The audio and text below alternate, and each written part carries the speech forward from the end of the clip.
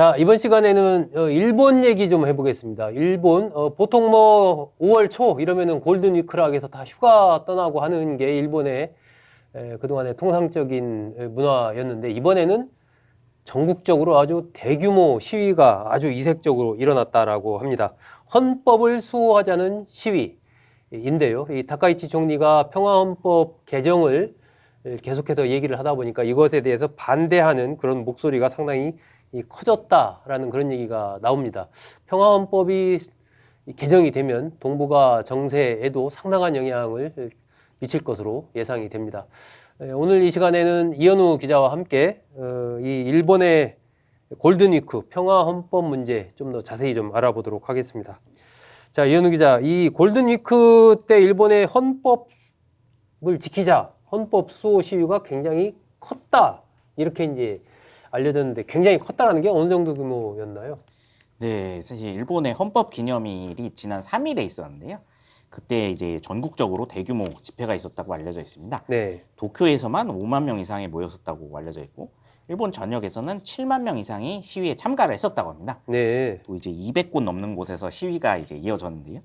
이렇게 시민들이 수만 명 규모로 자발적으로 참여하는 시위가 이제 일본은 거의 없는 나라였기 때문에 일본 내에서도 좀 굉장한 규모였다, 이렇게 평가가 나오는 것 같습니다. 우리나라랑은 좀 다르군요. 예, 그렇습니다. 일본은 이 시위 자체는 이제 평화헌법을 지키기 위한 긴급 행동, 이런 시민단체가 조직이 돼서 네. 지난 3월 초부터 계속 주말 시위를 이어오고 있는 상황이었다고 하는데요. 그동안은 2만 명에서 3만 명 규모로 참석자가 있었는데, 이번에 골든위크를 맞이해서 시위자 숫자가 크게 늘어났다고 합니다. 네. 일본 안팎에서는 이제 아예 반전 시위 이렇게 불리기도 하는데요. 이 시위가 이제 기획이 된 이유는 지난 2월 8일 일본 자민당이 총선에서 압승을 거둔 이후에 이제 다카이치 사나이 총리가 헌법 개정을 하겠다, 이렇게 밝히면서 본격적으로 시작이 됐습니다. 네. 원래 다카이치 총리가 취임 전부터 계속 이 평화헌법이라고 보통 불리는 일본의 헌법 구조를 개정을 해서 우리도 이제 군사행동을 할 수 있는 정상국가가 돼야 된다, 그렇게 주장을 해왔던 상황이고, 네. 또 대만 해협 유사시 파병 문제 등으로 지금 일본 정부에서도 헌법 개정이 논의되기 시작하면서 본격화됐는데요. 평화헌법이라 불리는 이 일본 헌법 구조는 2차 대전 때 일제가 패망한 이후에 만들어진 조항이라고 합니다. 그래서 이 간략하게 설명을 드리면, 전쟁 그리고 군대, 교전권을 일본은 영구히 포기한다, 이런 내용을 담고 있다고 합니다. 네. 아예 전쟁은 앞으로 영원히 안 한다, 그런 의미인데요. 그래서 부전의 맹세, 그렇게도 불린다고 합니다. 네. 근데 지금 다카이치 총리랑 자민당에서는 이 조항을 폐기하고 일본이 다시 전쟁이 가능한 국가로 만들어야 된다, 그래서 자위대도 현재 자위권 발동을 위한 공무원 조직에서 진짜 군대로 재편을 하고, 동맹국들 요청이 들어오면은 파병도 해야 한다, 그런 입장을 밝히고 있습니다.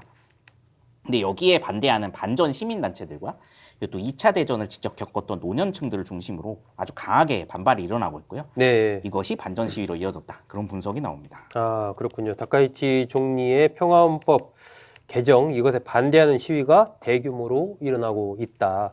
근데 이제 이현우 기자도 설명했지만 노년층을 중심으로 대규모 시위가 일어났다, 뭐 이렇게 얘기했잖아요. 일본에서 특별히 노년층이 이런 반전 시위, 평화헌법 개정에 반대하는 시위를 대규모로 이렇게 좀 참여하고 하는 이유가 있습니까? 네, 이건 아무래도 일본의 노년층들은 몸소 2차 대전을 직접 겪었거나 그 이후에 참상을 직접 겪은 세대이기 때문에 그런 걸로 분석이 되는데요. 네. 사실 일제가 2차 대전에 패망한 이후에 전쟁 직후를 겪은 세대들은 굉장히 많은 피해를 봤었다고 합니다. 일단 2차 대전 당시 사망자가 300만 명 이상으로 지금 집계가 돼 있고요. 네. 전 국토 대부분은 미국의 공습으로 파괴됐었고, 그리고 핵폭탄도 실전 투하됐었고요. 네. 그리고 이제 연합군의 군정을 7년간 받으면서 재건 사업도 제대로 이루어지지 않았었습니다. 그리고 또 일제가 전쟁 말기에 군인들에게 마약까지 지급을 했었기 때문에 전쟁 이후에 전후 일본으로 들어왔던 이제 폐잔병들, 네. 50만 명 이상의 마약 중독자가 발생을 해서 굉장히 큰 사회적 혼란이 있었는데요. 이런 참상을 겪은 노년층들은 일본은 다시는 전쟁을 하면 안 된다, 이런 의식이 굉장히 뿌리 있게 박혀 있다고 합니다. 자칫 다시 군국주의의 길로 빠져들어서 또 똑같이 일제와 같은 일이 발생을 하면은 일본은 다시 못 일어난다, 그런 의식이 강한 건데요. 네. 근데 오히려 그렇기 때문에 극우단체 소속 주축들은 그 이후 전쟁 경험 혹은 그 피해를 겪은 바 없는 40대 이하의 좀 젊은 세대들이 더 많은 편이다. 그런 이야기도 나옵니다. 그나마 또 이들이 그렇게 숫자가 많은 편은 아니라고 알려져 있습니다. 일본에서도 지금 헌법 개정 자체에는 찬성하는 사람들이 이제 제법 있지만 그럼에도 이 평화 헌법 개정에 반대하는 국민은 80% 이상이 넘는다. 그런 이제 여론조사가 또 나왔습니다. 80% 이상의 국민이 반대한다라면 굉장히 높은 수치인데, 그리고 정치적으로도 부담이 있을 텐데, 그럼에도 다카이치 총리가 이 평화헌법 개정을 밀어붙이는 이유가 있을 것 같은데, 그건 어떻게 봐야 됩니까? 네, 이거는 아무래도 이제 동아시아 지역의 국제 정세적 측면, 그리고 이제 현재 다카이치 정권이 놓여 있는 정치적 상황, 네. 이런 것들이 엮여 있는 문제가 아닌가 이런 분석이 나오는데요. 일단은 이제 일본은 지금 미국으로부터 계속 대만 해협 유사시에 적극적으로 개입해 줄 것을 요구받고 있는 상황입니다. 네. 그래서 사실 개헌안이 나오기 전부터 뭐 미국으로부터 F-22나 F-35 전투기, 패트리어 미사일 등 미국 무기를 대량으로 수입을 했고 대만 지역 가까운 해안 지역에서 합동 훈련도 계속 늘리고 있는 상황인데요. 모두 유사시 미군과 공동 대응을 빨리 하기 위한 준비로 알려져 있습니다. 네. 일본 입장에서 또 대만은 오키나와 남단 지역과 인접한 곳이고 대만 해협 자체도 일본의 원유, 식량, 원자재가 수입되는 말하자면 생명줄 같은 곳이기 때문에 어떤 식으로는 개입을 해야 된다는 목소리가 높은 상황입니다. 이거는 뭐 극우 세력들뿐만 아니라 정계 안팎에서 많은 지적이 나온 문제인데요. 네. 일본 자위대는 평화헌법상 자국 영토가 침범받지 않으면 자위권 발동이 안 되다 보니까 교전을 아예 할 수 없습니다. 이것도 지금 문제로 제기가 되고 있는데요. 이제 유사시에 이제 만약에 뭐 중국이나 다른 나라에서 탄도미사일이 날아온다고 해도 네. 자기네 영토 밖에서는 이걸 방어하거나 요격할 수가 없는 상황입니다. 아, 탄도미사일도 일단 영토 안으로 들어온 뒤에야 요격할 수 있는 게 현재의 일본의 시스템이 그렇게 돼 있군요. 예, 그렇습니다. 이제 그러다 보면은 이건 자칫하면 자국에 너무 피해가 커진다 이런 지적이 나오는데요. 네. 그래서 이제 헌법을 개정해야 된다. 이게 다카이치 정권과 자민당의 입장인데 반전 단체들은 오히려 이거를 빌미로 삼아서 이게 군국주의화를 하려는 게 아니냐 이렇게 반발을 하고 있는 상황입니다. 네. 또 정치적인 상황에서는 지금 이제 자민당이 지난 2월에 이제 중의원 선거에서 대승을 했습니다. 그래서 전체 의석수의 3분의 1을 차지하고 있기 때문에 단독으로 개헌 발의안을 낼 수 있는 상황입니다. 물론 아직 일본의 상원인 이제 참의원 의석수는 모자라서 개헌을 단독 통과시킬 수는 없는 상황인데요. 이제 결국에는 2028년 참의원 선거까지 이긴 이후에 개헌을 하기 위해서 지금부터 밑작업을 한다. 그런 지금 분석이 나옵니다. 네. 그리고 또 하나 지금 중요한 문제는 이제 미국이나 서방 정보 당국에서 대만 해협에 이제 27년 이후 전쟁이 발발할 위험성이 좀 크다. 그런 이야기가 나오다 보니까 이제 일본 정부도 좀 서두르는 부분이 아니냐. 그런 의견도 나오는 것 같습니다. 아, 어쨌든 대만 해협의 문제가 일본으로서는 굉장히 중요한 문제. 이게 뭐 우리나라로서도 사실 마찬가지죠, 그죠? 그런 측면에서 이른바 전쟁할 수 있는 군대. 그 일본에서는 이제 정상 국가라는 용어로 해서 그 평화헌법을 좀 개정하자. 아, 이게 이제 다카이치 총리의 그런 의지인데, 일본의 재무장, 특히 우리나라로서 상당히 이제 좀 민감하게 이 문제를 볼 수밖에 없는 거고, 과거의 경험이 있기 때문에.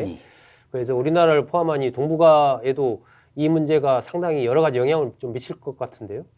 네, 맞습니다. 실제로는 사실 그런 우려는 미국에서조차 나오고 있다고 하는데요. 네. 사실 일본이 1990년대 한창 이제 경제가 세계 2위 기록하고 있을 당시에는 미국을 배제하고 자체적으로 뭐 전투기를 개발하려고 하거나 방위산업 독립을 하려고 하는 등 이제 이걸 하다가 미국에 의해 제지된 경우도 있다고 알려져 있습니다. 네. 미국 입장에서도 2차 대전 때 진주만 공습을 하고 적으로 싸웠던 전력도 있는 국가다 보니까 결국 평화헌법도 미국의 요구로 만들어진 건데 이거를 미국 손으로 다시 해제하는 게 맞느냐 그런 지금 반론도 나오고 있는데요. 네. 이건 아무래도 일본이 재무장을 한 이후에 과연 미국의 파병 요청만 맞춰주려고 재무장을 할 것인가?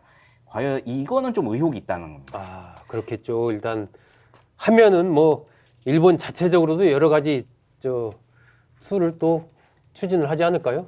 예, 그리고 일본이 지금 자위대 전력만으로도 군사력이 굉장히 강력한 국가 중에 하나인데 특히 뭐 해상 자위대가 보유한 이지스 함대나 이제 미국에서 대량 수입한 첨단 전투기 전력만 따지고 놓고 봐도 이제 중국이나 한국과 거의 맞먹을 수준이라고 하는데요. 네. 근데 이게 평화헌법이 깨져서 군대로 전환이 되고 해외 파병이나 단독 전투가 가능해진다면은 이 전력으로 자국의 이익을 위해 이제 분쟁도 벌일 수 있다. 이런 우려가 나옵니다. 네. 일본이 사실 그리고 지금 해양 영유권 분쟁을 놓고 지금 여러 나라들과 충돌을 하고 있는데요.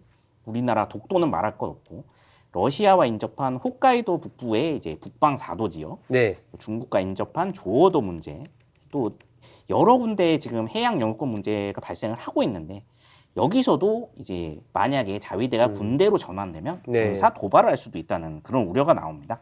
그래서 우리나라 입장에서는 이제 그렇게 되면 서부에 중국을 경계하고 또 북쪽에는 이제 북한을 경계하면서 동쪽에 일본까지 신경 써야 하는 이런 좀 힘든 상황에 놓일 수 있다. 그런 우려가 나오고 있습니다. 네.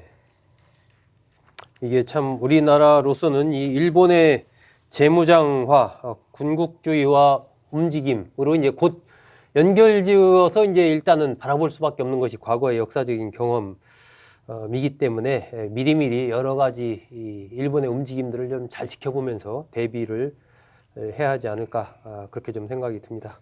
네, 이현우 기자와 함께 일본의 움직임 자세히 살펴봤습니다. 이현우 기자 수고했습니다. 감사합니다.